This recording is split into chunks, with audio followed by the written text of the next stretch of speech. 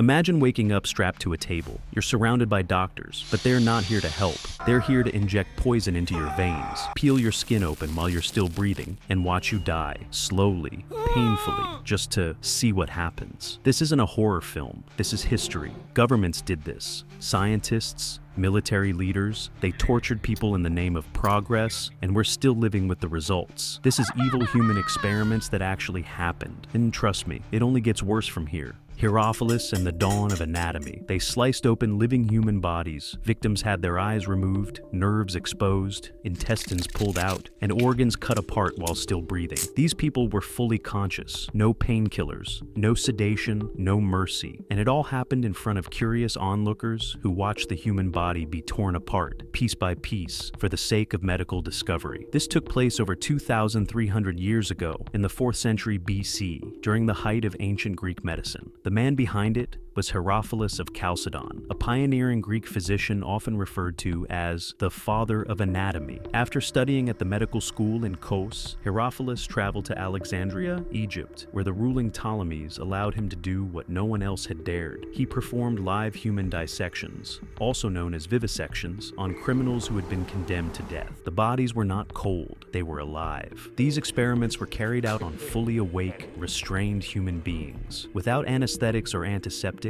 Herophilus and his assistant Erasistratus cut through muscle, sliced open skulls, and even dissected the human brain while the patient was still alive. They wanted to map the nervous system, understand how the heart pumped blood, and explore the mysteries of the human body from the inside out. These experiments led to major discoveries. Herophilus identified the difference between veins and arteries, accurately described the optic nerve, and was the first person known to document brain anatomy as the center of intelligence, rather than the heart. His notes, drawings, and observations were stored in the Library of Alexandria, but nearly all of it was lost during the multiple fires that destroyed the library over the following centuries. Although Herophilus's work laid the foundation for modern anatomy, his methods were eventually condemned. By the time of the Roman Empire, human dissection had been banned for nearly 2,000 years. It would not become medically acceptable again until the 16th century. Project 4.1, the Marshall Islands radiation studies. Children's hair fell out in clumps, skin cracked and peeled, burns appeared across arms and faces. Some people vomited blood, others collapsed with dizziness and fatigue.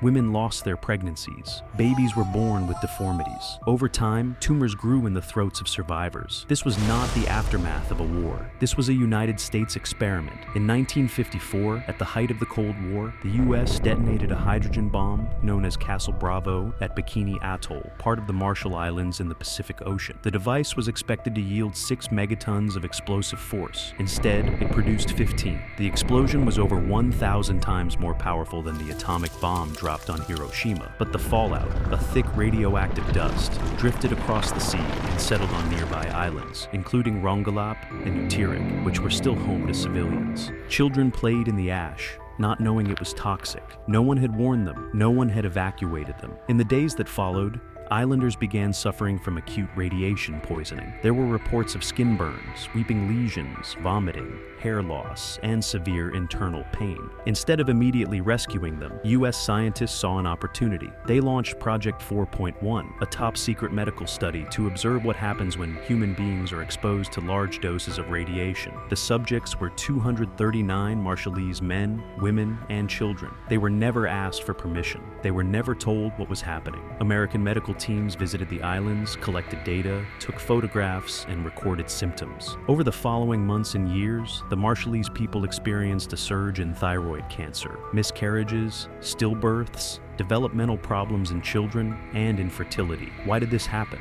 The official narrative claimed the radioactive exposure was an accident. However, internal memos uncovered decades later revealed that scientists anticipated the potential spread of fallout, but continued with the test anyway. The information gathered was used to understand the effects of nuclear weapons on human biology. It was deemed too valuable to ignore. The findings from Project 4.1 remained classified for years. When the truth was eventually revealed, the U.S. government described the experiment as a mistake. But to the Marshallese people, it was not a mistake. It was a betrayal. They were used as test subjects, watched, measured, and left to suffer, so another country could improve its arsenal. the Soviet Union's poison laboratory. They foamed at the mouth, collapsed mid-sentence. Some just fell silent, calm, still, dead. No trace, no evidence, just death. As clean and quiet as a whisper. Starting in 1921, before the Soviet Union even officially formed, the Soviet secret police set up a poison research facility nicknamed Camera. It was located in Moscow and run by the Cheka, which would later become the infamous KGB. Its purpose? To develop undetectable poisons that could silently eliminate enemies of the state. The experiments were carried out on gulag prisoners, political dissidents, and anyone deemed expendable by the regime. Subjects were told they were being treated for illness. Instead, they were given cyanide, ricin, curare, and a special poison called C2, designed to kill without leaving any trace. Victims would collapse with no external trauma. Autopsies revealed nothing unusual. To the Soviets, that meant success. The lab's legacy lived on long after Stalin. Even today, modern Russian poisonings are suspected to trace back to the same methods perfected in Camera.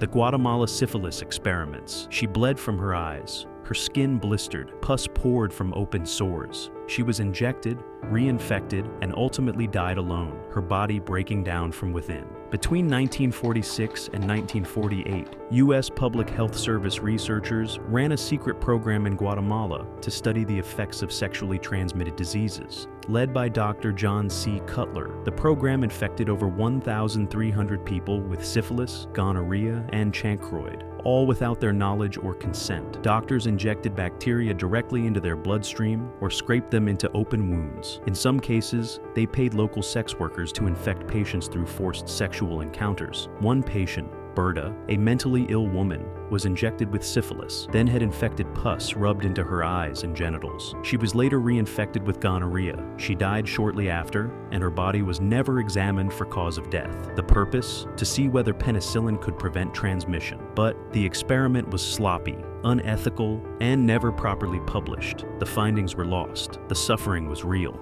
Unit 731, Japan's Forgotten Hell. Babies were frozen to death, prisoners were vivisected while awake, men were tied to posts and blown apart by grenades, women were impregnated, infected with diseases, and dissected mid-pregnancy. From 1935 to 1945, during Japan's invasion of China and the Second World War, the Imperial Japanese Army operated a secret biological research facility called Unit 731, located in Harbin, Manchuria. The commander, General Shiro Ishii, oversaw some of the most depraved acts in modern history. The victims included Chinese civilians, Korean prisoners, Russian POWs, and Allied soldiers, men, women, and children alike. They were used to test chemical weapons, biological agents, and the limits of human endurance. Some were locked in pressure chambers until their organs exploded. Others were exposed to plague and cholera with no attempt to cure them. Doctors documented everything, every twitch, scream, and death. It was called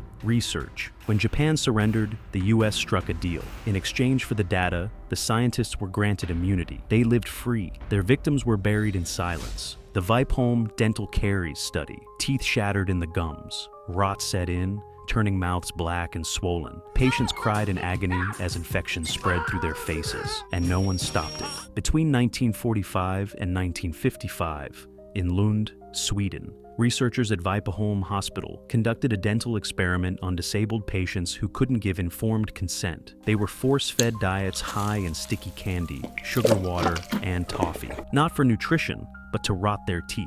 The study's goal was to observe how sugar causes cavities. Over 600 patients were enrolled, many of them mentally impaired and institutionalized. They were given sugary meals 3 to 5 times a day. By the end of the experiment, many had irreversible dental decay. Tooth roots were exposed. Gums were infected. Some patients required full mouth extractions. The findings were eventually published, but only after a 4-year delay. Why? The candy industry helped fund the research, and no one wanted the public to know what had been done. The monster study. They were normal kids, bright, happy, chatty, until someone told them they were broken. In 1939, in Iowa, psychologist Wendell Johnson and his graduate student Mary Tudor conducted a speech experiment on 22 orphan children, aged 5 to 15. The study was held at the Iowa Soldiers and Sailors Orphans Home. Half of the children were given praise and positive reinforcement. The other half children with perfectly normal speech, were told they stuttered. They were criticized, mocked, and told not to speak unless they were sure they could do it correctly. The results were devastating. The negatively treated children developed crippling anxiety, stopped participating in school, and began isolating themselves. Some blamed themselves for failing and withdrew emotionally for life. The study wasn't published. For decades, it was hidden. Its name, the Monster Study, because even the researchers admitted it was monstrous. Holmesburg prison experiments. Skin burned, blisters formed, chemicals ate through flesh, and the only payment, a few dollars. From 1951 to 1974, in Philadelphia, Pennsylvania, the Holmesburg prison was turned into a testing lab by companies like Johnson & Johnson, Dow Chemical, and even the U.S. Army. The experiments were overseen by dermatologist Dr. Albert Kligman, who once described the prisoners as acres of skin. Prisoners were paid to test deodorants, creams, mind-altering drugs, chemical weapons, and radioactive materials. They weren't informed of the risks. They signed no waivers. They had no follow-up care. Some inmates were left with permanent scarring, infections, or even cancer. To the researchers, that was just part of the process. To the prisoners, it was exploitation masked as science. Joseph Mengele's twin experiments. They were children, twins, taken from their parents, fed candy one day, dissected the next. From 1943 to 1945, at the Auschwitz concentration camp in Poland, SS officer Joseph Mengele conducted experiments on over 1,500 sets of twins, mostly children. He wanted to understand heredity and racial purity. One twin would be injected with diseases, undergo surgeries without anesthesia, or be mutilated. The other twin, the control, was kept alive until the first died, then immediately killed and dissected for comparison. He injected dye into their eyes, amputated limbs, and sewed children together to create artificial Siamese twins. Only about 200 twins survived. Most were executed when they were no longer useful. Mengele fled after the war, escaped justice, and lived freely in South America until he died of a stroke in 1979. They called it medicine, they called it science, they called it necessary. But for the victims, it was pain, it was betrayal, it was death. These were not accidents. These were not flukes. These were planned, funded, and carried out by governments, militaries, corporations, and doctors who knew exactly what they were doing. They used the poor, the imprisoned, the mentally ill, the colonized. Anyone without power became a subject. Many of these stories were hidden for decades.